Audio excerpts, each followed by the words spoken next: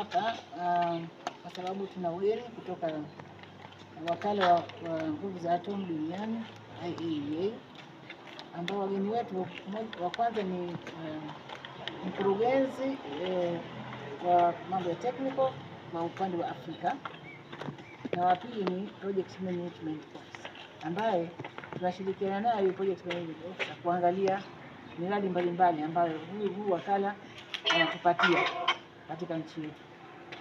Kwa hiyo tuna miradi kwa sasa inaendelea minne ambayo iko chini ya TAEC na sehemu nyingine na taasisi nyingine.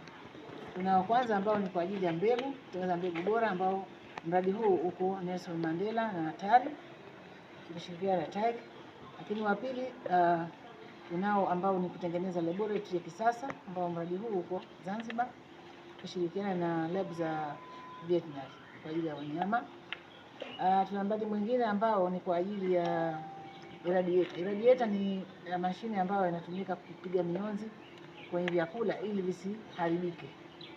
Kwa mradi huu bado uko katika ujenzi, haujamalizika, tunaendelea nao pale Dar es Salaam huko. Na mradi mwingine ambao ni mkubwa zaidi ni ule ambao Tanzania inataka kuongeza vituo vya matibabu na uchunguzi wa kansa.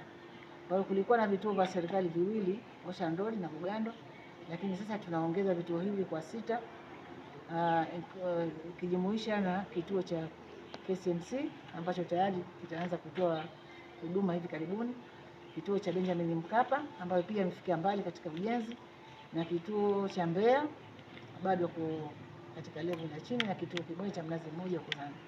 Kwa hiyo ugeni huu umekuja mbali ya kwamba kusaidia kuboresha mahusiano ya wakala huu wa nguvu za atomu duniani pamoja na nchi yetu ya Tanzania, lakini pia kupitia hii miradi mbalimbali ambayo wao ndio wanaifadhili. Kwa hiyo katika miradi hiyo tumeshapitia kwa sasa Benjamin Mkapa tumekwenda na tumekuja na hapa TAEC, lakini pia tutaenda Ocean Road na Zanzibar. Kwa kweli wamefurahishwa sana na sehemu tuliyopo. Tulikuwa na mazungumzo pia pamoja na Wizara ya Nishati, tulikuwa na Katibu Mkuu Wizara ya Nishati kuhusu Tanzania kuelekea kwenye umeme wa kutumia nyuklia. Kwa kipindi kifupi Wizara ya Nishati imeshapiga hatua katika kujiandaa, ambayo wageni wetu wamefurahia sana. Wameona kwamba Tanzania kweli tumejidhatiti, tunalitaka hili jambo, na wao watatupa msaada wote unaohitajika. Pia wamefurahishwa na jengo letu kwa mfano hapa na tulipofika kwa sasa, lab zetu tulizotembelea, wameona kwamba kuna improvement kubwa kwa sababu huyu director alishawahi kufika wakati wa zamani, wakati ndio kwanza tuna vitu vidogo. Kwa hiyo sasa hivi ameona kumbe kuna maendeleo makubwa sana upande wa TAEC pia. Kwa hiyo amefurahishwa sana na Benjamin Mkapa. Jana tulikuweko pale.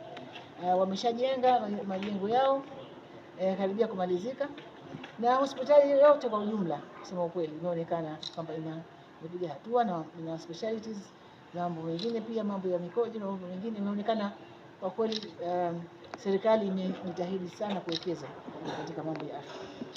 Katika phase tofauti awamu. Kama huu mradi wa kansa ulikuwa awamu ya kwanza umemalizika mwaka jana. Kwa hiyo mwaka huu tunaanza awamu ya pili, ambayo awamu ya pili itaenda kwa miaka 4. Miradi mingine iliyobaki inamalizika mwakani, ambao mwakani sasa tutapewa tena tangazo tupendekeze miradi mingine.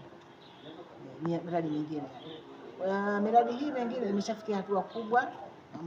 Labu hiyo ya Zanzibar kwa mfano imepata vifaa vipya vingi, inasubiri vifaa vichache kabisa kumalizia, na watumishi wamepata mafunzo mbalimbali. Na mradi wetu sisi wa irradiator bado kidogo tuko katika ujenzi, lakini bado tuna miaka 2 kumalizia. Labda kuzalisha umeme kwa nguvu za nuclear ni process inachukua muda mrefu, ambayo stage ya kwanza ni kuonesha nia. Kwa hiyo sisi Tanzania, rais wetu ameshatangaza nia, tunapeleka andiko. Kwa hiyo tukipeleka andiko litapitishwa na Bunge, kwa hiyo hapo tutakuwa rasmi tumeanza. Lakini hatujakaa kusubiri hiyo andiko lipitishwe na Bunge. kwa vile rais ametamka kuonesha nia, kwa hiyo kumeshatengenezwa kamati mbalimbali zinaitwa NEPIO ya kwanza, ambao hiyo ndio ina utaratibu preparation zote zinazohusu umeme wa nyuklia. Kwa kawaida kwa duniani umeme wa nyuklia tangu unapoonyesha nia mpaka kupata umeme ni miaka 10. Lakini Tanzania tumejidhatiti, tunasema tunataka tupate umeme huo chini ya hiyo miaka 10. Kwa sababu kwa nini inachukua muda? Kwa sababu inaangaliwa sana na huo wakala wa nguvu za atomu duniani. Kwa hiyo wao wamesema kwamba kuna awamu 3. Unaenda awamu ya kwanza, unakuja kutizama audit, kweli umetimiza, unakwenda awamu ya pili, unakwenda awamu ya 3.